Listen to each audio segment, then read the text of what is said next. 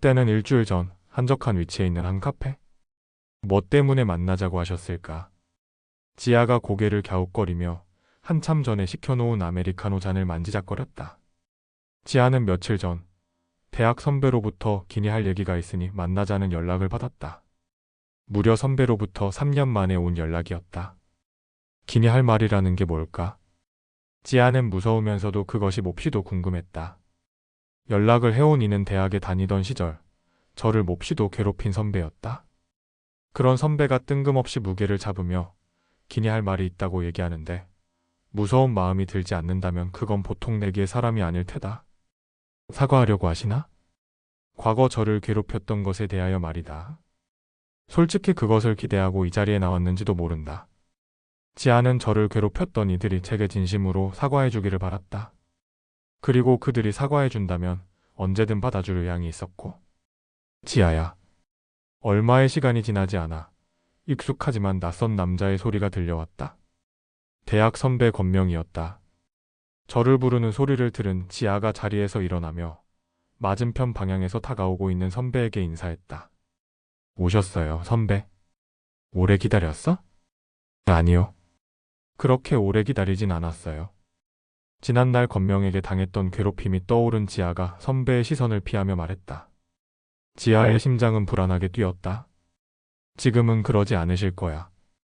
지아는 자신에게 속으로 속삭이며 조금은 빠르게 뛰는 심장의 박동을 가라앉히기 위해 노력했다. 앉으세요, 선배. 지아가 바로 맞은편에 있는 의자를 향해 손짓했다. 권명은 머리를 차게 끄덕이며 의자에 앉았다. 그동안 잘 지냈어? 권명이 어색하게 그녀의 안부를 물어왔다. 지아는 일으켰던 몸을 다시금 앉히며 얘기했다. 그럭저럭 잘 지낸 것 같아요. 솔직하게 말하면 그럭저럭도 잘 지내지 못했지만 지아는 오랜 기간 보지 않은 선배에게 그것까지는 드러내고 싶지 않아 거짓말했다. 지아는 시켜놓고 계속 마시지 않고 있던 아메리카노를 한 모금 들이켰다. 그러고는 조심스럽게 권명에게 물어왔다. 기니하실 말씀이라는 게 어디서부터 얘기를 해야 할지. 권명이 고민스럽게 제 턱 끝을 만지작거리며 중얼거렸다. 표정은 밝지 못했다. 웃음기가 하나 없는 어두운 얼굴이었다. 일단은 미안해, 지아야. 네? 어느 게 미안하다는 걸까? 예전에 저를 괴롭혔던 것이 미안하다는 걸까? 아니면 뭔가를 말하기 위해서 저를 불렀지만 그걸 말할 수가 없어 미안하다는 걸까? 지아의 얼굴이 의아스러움으로 물들여졌다. 대학 다닐 때 말이야. 내가 너 많이 괴롭혔잖아. 그거 미안하다고? 아, 다행이다. 선배가 그때의 일을 사과해 주어서. 표정을 보니 그냥 하는 말이 아니었다.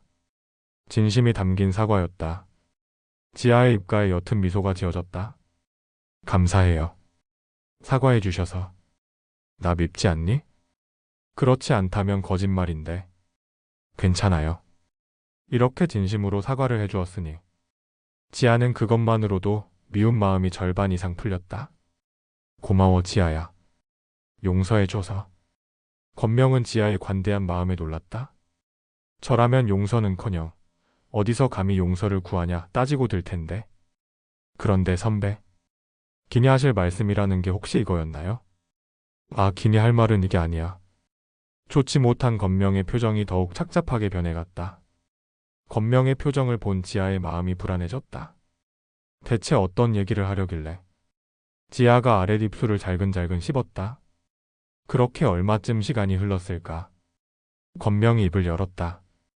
혹시 권세준하고는 아직도 연락하고 지내니? 세준은 그녀와 같은 대학을 나온 동기로 권명의 후배이기도 했다.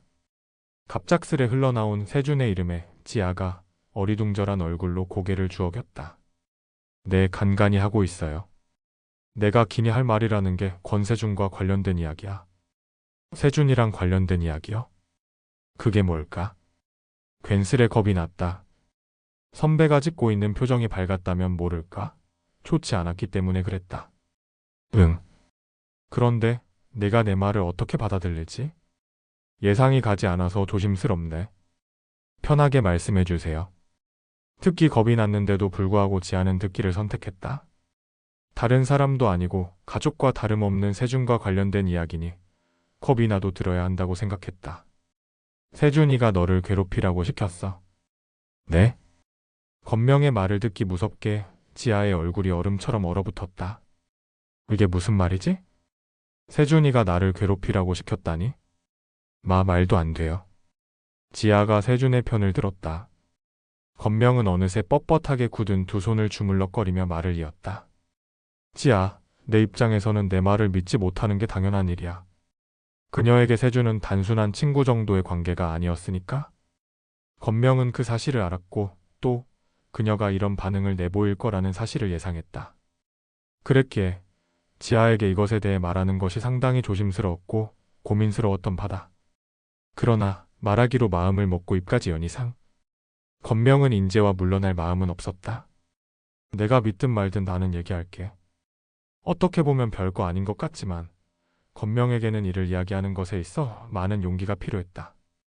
건명은 본격적으로 말하기에 앞서 심호흡하며 그녀처럼 불안스러운 마음을 가라앉혔다.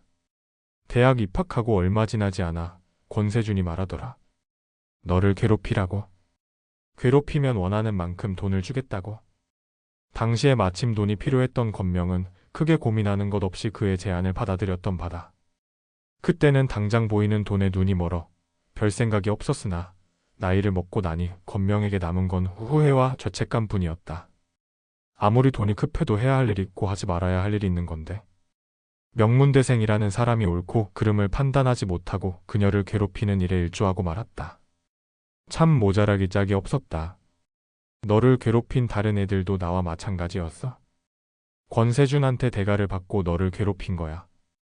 자, 잠시만요. 건명의 말을 들은 지아는 정신이 아찔했다. 지금 선배가 하는 말을 내가 어떻게 받아들여야 하는 거지? 지아의 머리가 난잡해졌다. 세준이는 절대 그럴 사람이 아니었지만 말하는 선배의 표정을 보면 정말 그런 것만 같았다. 지아가 아파진 머리를 부여잡으며 생각을 정리하기 위해 침묵을 유지했다. 건명은 그런 그녀를 이해하며 묵묵히 기다렸다. 선배 말대로 세준이가 정말로 저를 괴롭히라고 시켰다는 가정하에서 여쭤보는 건데요. 지아가 침착한 목소리로 입을 열었다. 세준이가 왜 그러라고 시켰을까요? 세준이가 저를 괴롭히라고 시킬 이유가 없잖아요. 지아로서는 이해가 되지 않았다. 정확히 말해서 남들에게는 저를 괴롭히라고 시켜놓고 그 괴롭힘으로 인해 힘들어하는 저를 토닥여주고 힘이 되어준 세준의 태도가 납득이 되질 않았다. 제가 정말 괴롭기를 원했으면 힘들어하는 제 옆에 있어주지 말아야 했던 거 아닌가? 세준이가 왜 너를 괴롭히라고 시켰는지는 모르지? 나도? 그러면서 건명이 들고 온 가방에서 서류 봉투를 하나 꺼냈다. 이건 그때 당시 너를 괴롭히는 것을 가지고 권세준과 작성했던 계약서야. 건명이 그녀의 앞에 봉투째 서류를 내밀었다. 지아는 긴장한 기색이 역력한 얼굴로 그가 내민 봉투를 끌어당겨 손에 들었다. 제가 봐도 되는 건가요? 응. 봐도 돼. 건명이 고개를 끄덕이며 허락했다. 지아는 바들바들 떨리는 손으로 봉투를 열어 그 안에 들어가 있는 A4 사이즈의 종이를 꺼냈다. 건명의 말대로 계약서였다. 천천히 계약서를 읽어 나가는 지아의 얼굴은 초 단위로 변해갔다. 점차 얼굴에서 빛을 찾아볼 수가 없어졌고 충격에 휩싸여 어둠이 가득해졌다.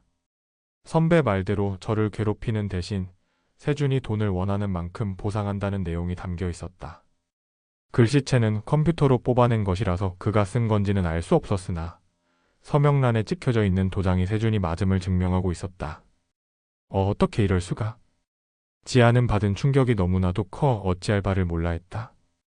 너무 놀라서인지 심장은 더욱 빠르게 뛰었고 덩달아 호흡까지 빨라졌다. 너의 선택이지만 나는 내가 권세준을 조심하기를 바라는 마음으로 얘기를 해주는 거야. 그런데 괜찮으시겠어요? 지아가 애써 침착한 척 건명에게 질문했다. 어떤 게 말이야? 보니까 이 계약과 관련한 내용을 발설할 시 받은 금액의 100배가 되는 금액만큼 세준이한테 위약금으로 내야 한다고 되어 있는데. 응. 다 감당할 생각으로 너한테 말해준 거야. 이렇게라도 해야 지아에게 일전에 저지른 죄를 조금이나마 씻어내릴 수 있을 것 같았다. 그리고 혹시 너 취업했니? 갑자기 그건 왜 물어보는 걸까? 이유는 알 수 없었으나 선배의 질문에 무슨 의도가 담긴 느낌이 들었다. 그래서 지아는 창피했지만 솔직하게 대답했다. 아니요. 못했어요. 지아의 입가에 씁쓸한 미소가 맺혔다. 학교를 졸업하고 어느덧 2년의 시간이 흘렀다. 그동안 취업을 하기 위해 중소기업 가리지 않고 열심히 취업하기 위해 여러 회사에 문을 두드렸지만 취업은커녕 학생들도 쉽게 구하는 아르바이트 자리도 구하지 못했다. 그 때문에 지아는 요즘 힘이 들었다. 내가 가진 스펙에 비해 취업이 이상하리만큼 안 되지는 않아? 뭔가를 아는 사람처럼 권명이 깊게 물어왔다. 그 물음을 들은 지아의 눈이 커졌다. 어떻게 아셨어요? 너 취업하는 거 어쩌면 세준이가 맡고 있는 거일지도 몰라. 네? 그게 무슨? 저를 괴롭히라고 시킨 것도 모자라 취업도 못하게 막는다고? 대체 뭐 때문에? 지아는 황당함을 느꼈다. 얼마 전에 스타트업 회사 피어나에 서류 넣고 면접 본 적 있지? 네, 있어요. 그런데 그걸 선배가 어떻게 아세요? 거기 내 군대 후임이 하는 회사야. 그런데 그 후임이 말하더라고. 나와 같은 학교, 같은 과 나온 사람이 면접을 봤다고. 그래서 궁금해서 누군지 물었더니 그게 너였어. 세상 참 좁네요. 아하. 지아가 민망함에 어색한 웃음소리를 냈다. 그녀의 웃음에 따라 웃을 법도 한데 권명은 그러지 않고 더욱이도 심각하게 자신의 표정을 어둡게 만들었다. 원래 너 거기에 합격했었어. 합격이요? 그럴 리가요. 저 분명 떨어졌는데요. 권세준이 너를 떨어뜨릴 수밖에 없게끔 상황을 만든 거야. 후임이 갑자기 투자하겠다고 나선 투자자가 투자 조건으로 너를 고용하지 않는 것을 내걸었대? 그래서 회사 자본금 융통을 위해 합격시키려던 너를 어쩔 수 없이 떨어뜨린 거고? 그럼 그 투자자는? 맞아. 권세준. 지아의 말문이 막혔다. 동시에 지아가 둔기로 세게 얻어맞기라도 한 듯 아픈 뒤통수를 손으로 어루만졌다.